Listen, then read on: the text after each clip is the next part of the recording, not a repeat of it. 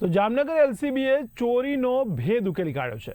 ત્યારે જામનગરમાં 26.96 લાખના સોના ચાંદીના દાગીના રિકવર કરાયા છે। તો દાહોદના 3 ખેત મજૂરો પણ ઝડપાયા છે। ત્યારે તુલજા ભવાની જ્વેલર્સમાં 14 જાન્યુઆરીએ ચોરી થઈ હતી, જેમાં ટેકનિકલ સર્વેલન્સ અને બાતમીદારોની મદદથી આ કાર્યવાહી કરાઈ।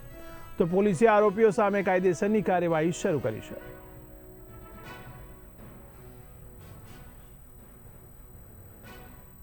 उसको लेकर फरार हो गए थे।